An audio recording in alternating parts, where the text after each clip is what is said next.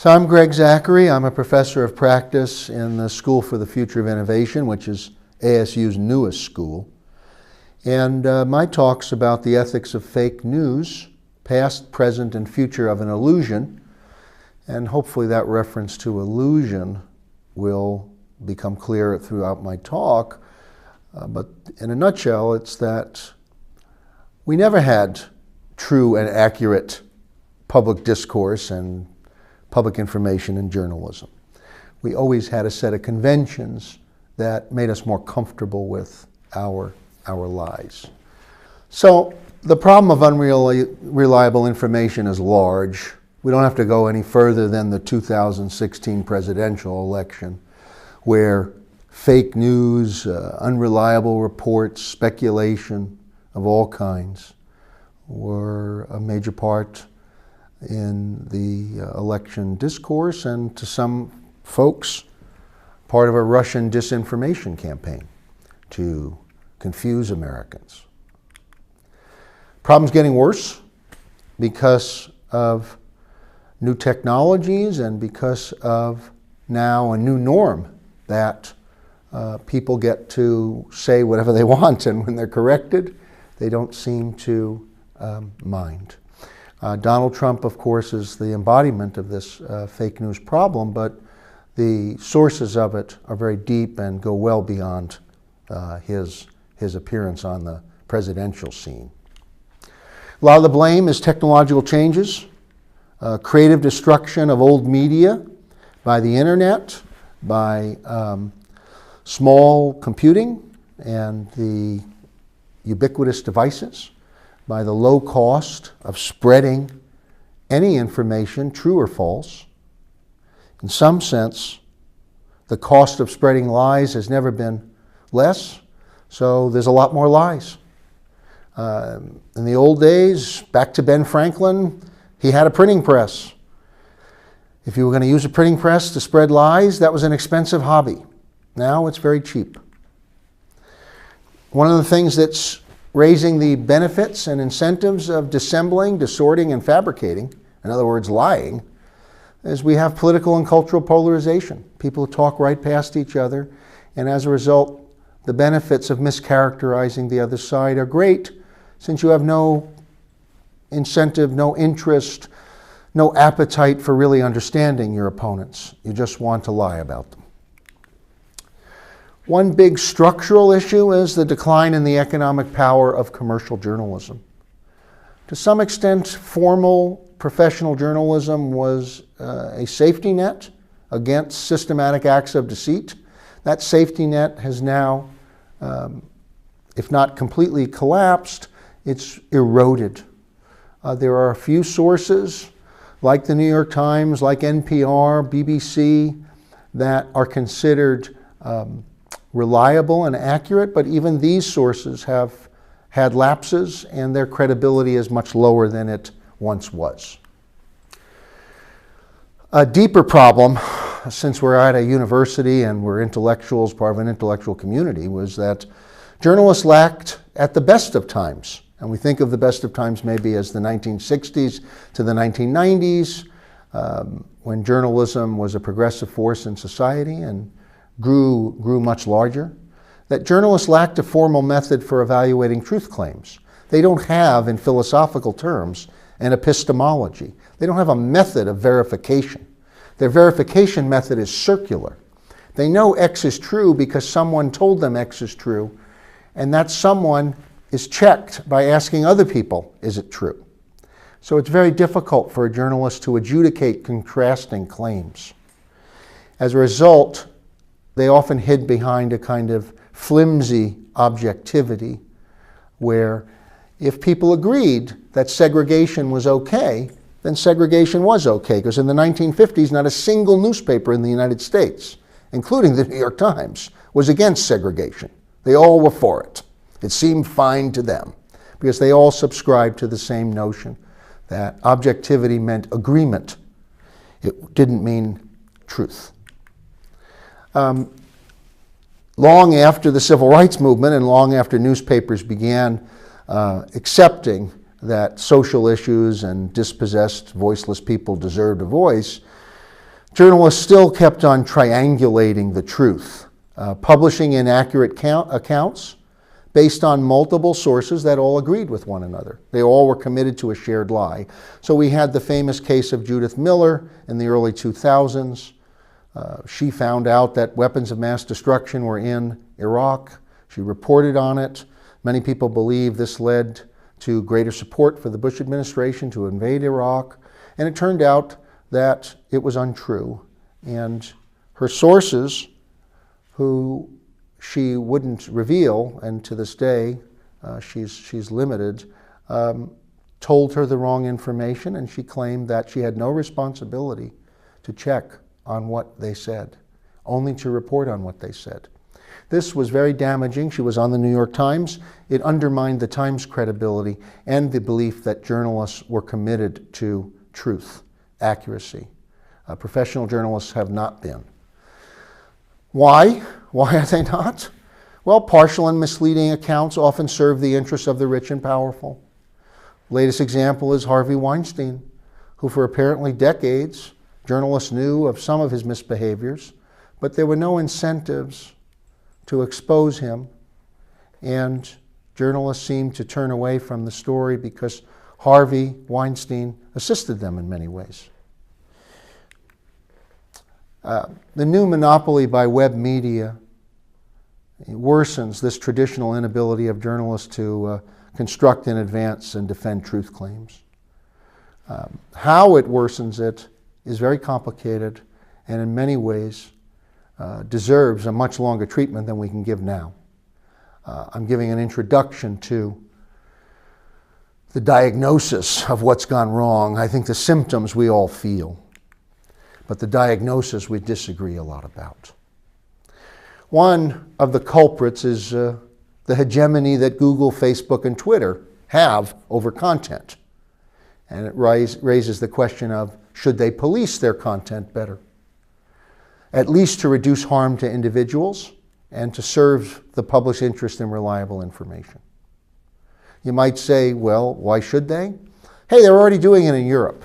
The European Union has forced upon Google in particular an ability to fix. Google has to fix harmful information about individuals. Once it's established that there are lies about individuals on the web that are searchable by Google, they've got to delete that information or fix it. And that's at an individual level. There's also an element in the law in Europe called the right to forget, so that long ago misbehaviors by a person that are trivial and not necessarily against the law, they're just embarrassing, that these get deleted over time to help individuals move on.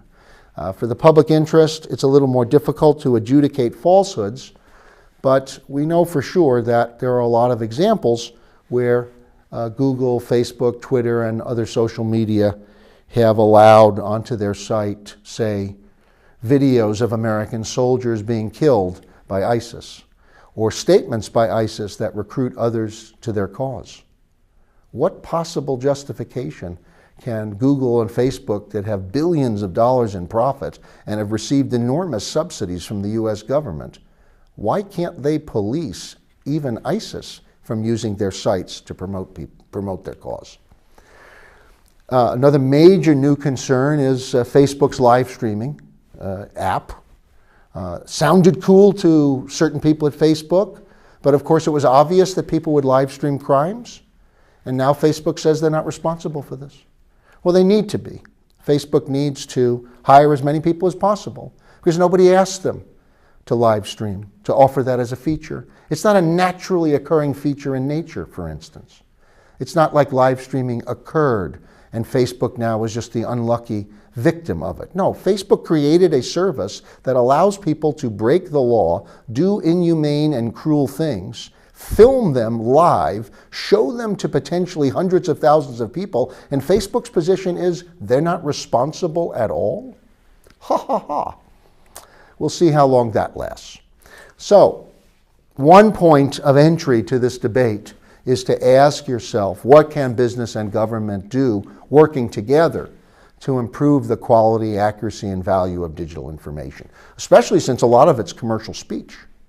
I mean, the FCC, the Federal Communications Commission, and the FTC, the Federal Trade Commission, have both cracked down on peddlers of products on the web. There's many, many examples now of people who have YouTube channels telling you the best cars, the best basketballs, the best private schools, the best nails, the best makeup, and now they have to disclose if they've been paid by the very companies they're touting, because that's commercial speech. It's not the kind of pristine free speech that the founders had in mind.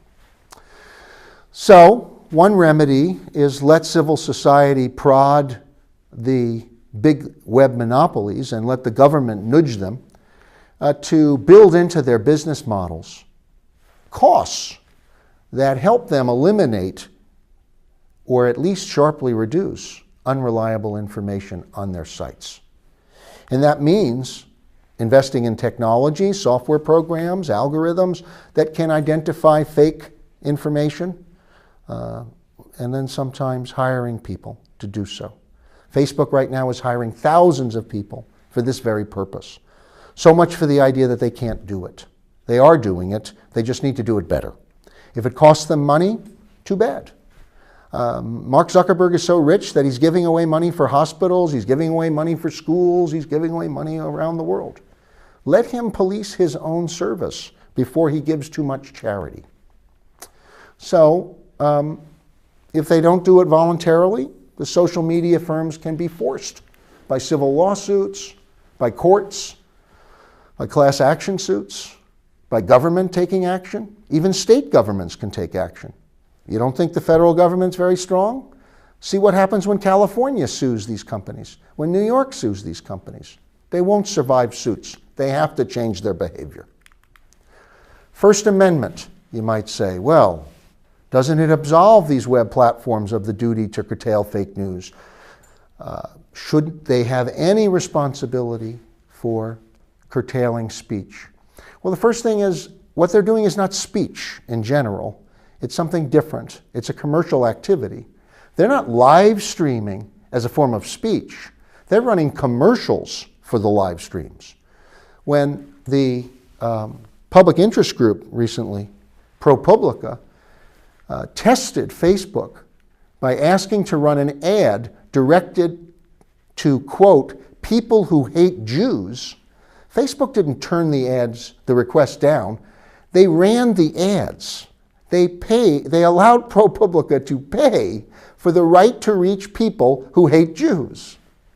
Now, this seems to be just wrong on a lot of levels, but a correctable problem. And of course, Facebook, which has two Jewish people running it, both the CEO and his second-in-command, Sheryl Sandberg, they both said how horrified they were, and now they're putting a stop to it. So, if you were planning on running an ad on Facebook targeting people who hate Jews, you can't now. That's not an attack on our First Amendment. We can't have absolutist positions on the First Amendment that make our response to threats to informed discourse impossible or inflexible. So there's a time for new policies and practices. It's now, partly because emerging technologies will likely worsen the problem of unreliable information on the web. If you think false text was difficult to discern, false videos are coming. Very, very easy to use software is being developed, both kind of off the books in the netherworld of the web, and also by commercial software programmers and software sellers that are going to make it very easy for you to take a video of your mother and to turn her into a murderer or a terrorist, or possibly put her in a porno movie. I mean, I'd say this puts our parents on notice too, that they have to improve their behavior. They could end up in a porno movie without ever having been in one. So we'll see how the policies and practices evolve when more difficult problems arise. The other thing about videos is they can spread very, very quickly. So my argument on the positive side is that we need new norms and conventions for this digitally mediated world. I'm focused on new norms and conventions because I think we don't fully understand how we once had norms in the old print world, in the book and magazine and newspaper world. We had norms, for instance, that no dead American soldiers were to be shown on television or on the front page of a newspaper or in any newspaper.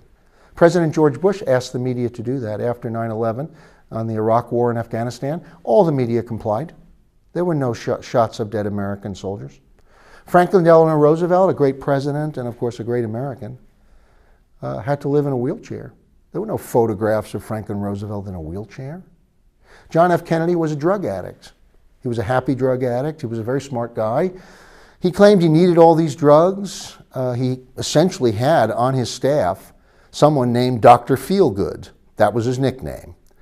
No one ever reported on it. Nobody reported that JFK went to bed with Marilyn Monroe. No one ever reported that JFK was even unfaithful to his lovely wife, Jackie. And that was fine. Ben Bradley, the famous Washington Post editor, led the Watergate coverage that removed President Nixon from office, openly said, we didn't report these things on Kennedy. It wasn't the right thing to do. So we know that new norms are going to help. And how do we come up with those norms are difficult to say right now. But as the problem grows bigger, we may see more motives and motivation to do so. Technological fixes, which we should be skeptical of, could also help. There's a lot of investment in innovative software tools that can discern, meaning identify, a real video from a fake video. How do they do this? I don't know, but people are saying they can do it. The problem is, of course, they can't do it with all that much accuracy right now. And there's a bit of an arms race going on between the fakers and the folks that want to disarm them. We may have to revive government regulations. There may be policy tools and policies from the past that have worked, mostly by the Federal Communications Commission, which from the 1930s to the 1970s played a very big role in ensuring that, A, there was news at all. Every radio station was asked by the FCC to run news on the hour. And the FCC defined what news was. It wasn't what was Beyonce wearing today, or how could Lady Gaga get into that new outfit. No, it was stuff about the government, about public life. The TV stations, as a condition of having their licenses, had to do public affairs broadcasting. They had to invest in news, and they had to make a good faith effort to depict all sides fairly and to check facts, to not publish lies. Finally, we need to think more about self-censorship. Censorship's a bad word, and self-censorship is generally seen in a pejorative light. It's seen as a weakness, but it may be that Facebook and friends, Google, etc., they have to impose standards on people who use their platforms. They're commercial platforms. They're not a state of nature. And if they want to say you can't do X, Y, and Z on a platform, they ought to be able to do so if those are reasonable. They could create committees, advisory committees, very much like the National Science Foundation does or the National Institutes of Health. They have peer-reviewed bodies telling us what's okay in human trials or what's okay in scholarship. Why can't they do the same? They could have experts help them. It's going to risk limiting the flow of information, but right now the flow of information includes propaganda from ISIS, from others telling you how to kill Americans and that you should kill them. What kind of information is that? Twitter is for sale, actually. Every prospective new owner should promise up front to ban the president from tweeting. It's not just this president. No president should be tweeting. It's too powerful of a medium for somebody that already has so much power. The new media technology should give a voice to the voiceless. They shouldn't enhance the power of the powerful. Just in closing, I invite everybody to think of reforms that might promote more responsible use of information, more accurate information, whether it's journalism or information in the public good, reforms that can gain wide acceptance, reforms that can bridge the gulf between Republicans and Democrats and between pro-business people and pro-civil society people. There's a question about how much longer we can go on living in a sea of lies and confusion. We have the tools to fix it if we draw on the past and if we invest in new technologies to help us. Thanks for listening, and I appreciate your interest in this subject and hope you'll join with me in trying to improve the situation. Thanks.